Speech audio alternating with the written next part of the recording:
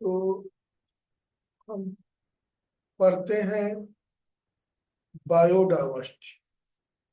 Biodiversity को सबसे पहले किसने डिस्क्राइब किया?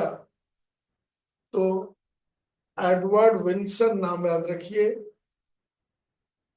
इन्होंने डिस्क्राइब किया बायोडाइवर्सिटी को as diversity at all level of biological organisation.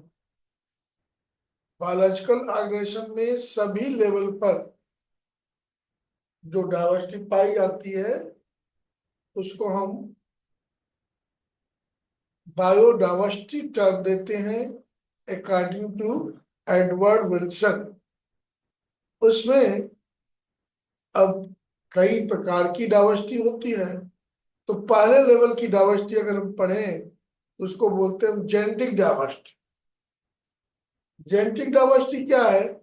एक ही स्पीशीज में आपको वेरिएशन मिलेगा। और सिंगल स्पीशीज में शो हाई डाइवर्सिटी। क्यों? Due to allele. आप देखते होंगे कि एलिल कई प्रकार के होते हैं। जीन में म्यूटेशन के कारण एलील बनते हैं। तो एक ही स्पीशीज के अलग अलग इंडिविजुअल में आपको वैरायटी मिलेगी, वो जेनेटिक डाइवर्सिटी कहलाएगी।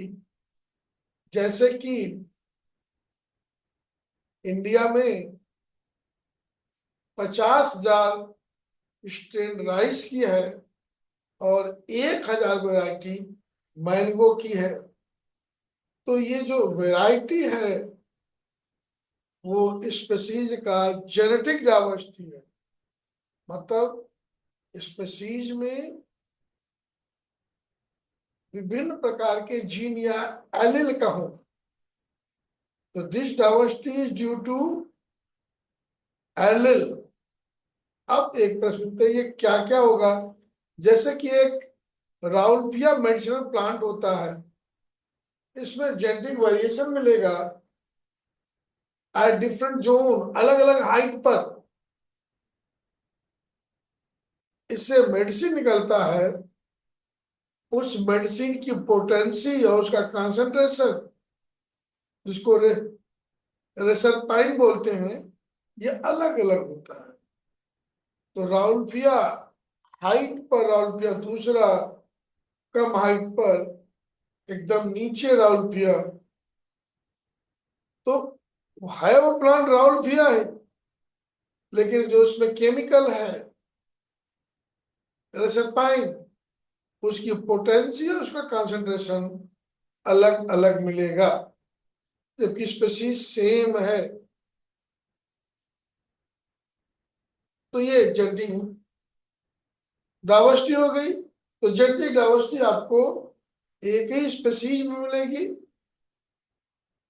डिफरेंट रेस के रूप में मिलेगी, डिफरेंट स्ट्रेन के रूप में मिलेगी। दूसरी डाइवर्सिटी जो हम लोग को पढ़ना है वो स्पीशीज डाइवर्सिटी। स्पीशीज डाइवर्सिटी को दो स्टेप में पढ़ते हैं। एक स्पीशीज रिचनेस, किसी भी पर्टिकुलर एरिया में कितनी स्पीशीज पाई जाती है। बर्ड की कितनी स्पीशीज पाई जाती हैं, कागज की कितनी स्पीशीज पाई जाती हैं, फ्रॉग की कितनी स्पीशीज पाई जाती हैं, ये स्पीशीज डाइवर्सिटी कहलाएगी। इसमें आप देखेंगे तो एक टर्म है स्पीशीज रिचनेस और दूसरा टर्म आता है रिलेटिव अबंडेंस। वो पर्टिकुलर स्पीशीज जो है, अगर किसी जगह कई स्पीशीज हैं तो उसमें किसी एक स्पीशीज का प्रोपोर्शनल रिप्रेजेंटेशन कितना है। मतलब वो पर्टिकुलर स्पीशीज ज्यादा है या कम है।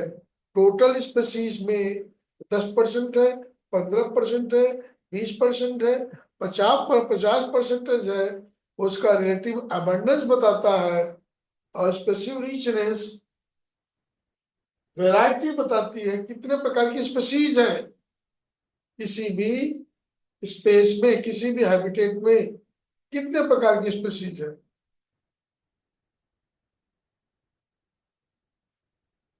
जैसे आप देखें, western Ghat has greater amphibian species diversity than eastern Ghat. तो ये याद रखिएगा, वेस्टर्न घाट की स्पीसीज डाइवर्सिटी ज्यादा है, स्पीसीज डाइवर्सिटी ज्यादा है।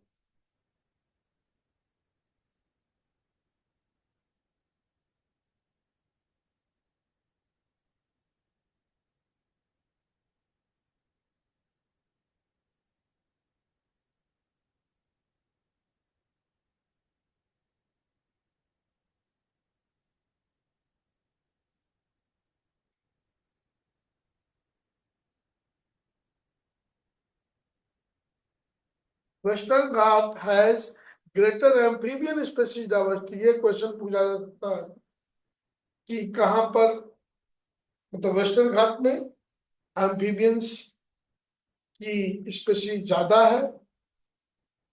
अगर हम ईस्टर्न घाट से उसको हम कंपेयर करें, ईस्टर्न घाट से उसको हम कंपेयर करें तो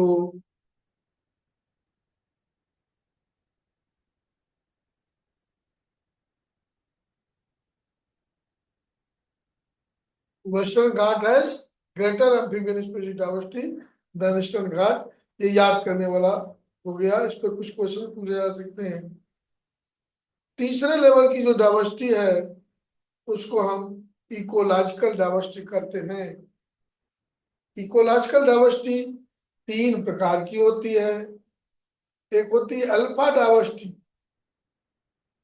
ये किसी भी इकोसिस्टम में कम्युनिटी के बीच में पाई जाती है। तो it is diversity found with in community. एक ही कम्युनिटी में अगर कुछ अंतर मिले तो उसी इकोसिस्टम में, कम्युनिटी में अगर अंतर मिले तो उसको बोलेंगे अल्फा। बीटा डाइवर्सिटी कब होगी? जब दो कम्युनिटी के बीच में आपको डाइवर्सिटी मिले। अब कम्युनिटी क्या होता है? पॉपुलेशन आप जानते होंगे, पॉपुलेशन के ग्रुप को हम कम्युनिटी बोलते हैं। कम्युनिटी और एबायोटिक फैक्टर मिला के इकोसिस्टम बनाता है, और कई इकोसिस्टम मिलकर के ज्योग्राफिकल एरिया की बात करेंगे तो गामा डाइवर्सिटी है, रीजनल डाइवर्सिटी है। अगर किसी ज्योग्राफिकल एरिया में या दो ज्योग्राफिकल एरिया में अगर हम इकोसिस्टम में अंतर पाते हैं तो वो गामा डाइवर्सिटी हो जाएगी। और एक ही ज्योग्राफिकल एरिया में अगर इकोसिस्टम में अंतर पा रहे हैं तो वो अलग अलग कम्युनिटी के बीच होगा, वो बीटा होगा। और एक ही इकोसिस्टम, इकोसिस्टम के भीतर जो डाइवर्सिटी मिले वो इकोलॉजिकल डाइवर्सिटी होगी। इसके बाद बात आती है, रेड लिस्ट बनाया गया है, आईयूसीएन ने रेड लिस्ट बनाया है। क्यों रेड लिस्ट बनाया है, उसका एम क्या है? रेड लिस्ट बनाने का एम क्या है? तो पहला एम है identification and documentation of endangered species.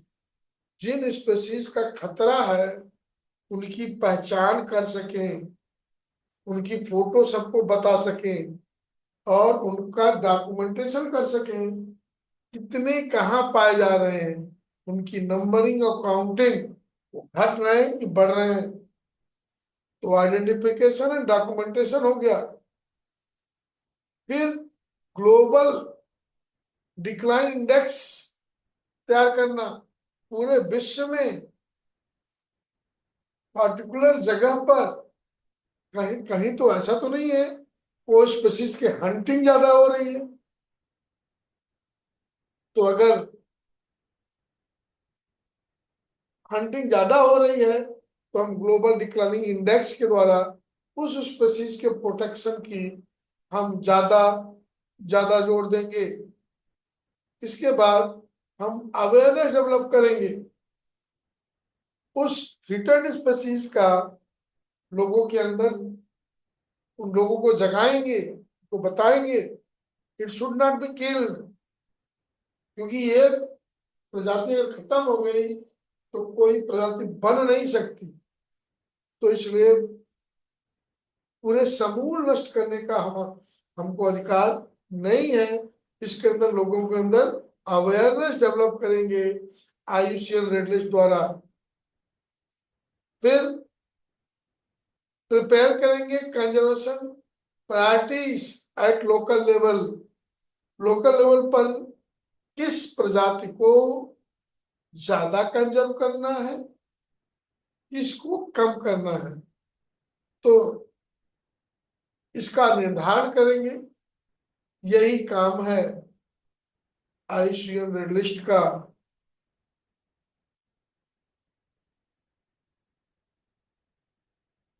तो IUCN रेड लिस्ट जान जाए, बड़ा इंपॉर्टेंट है।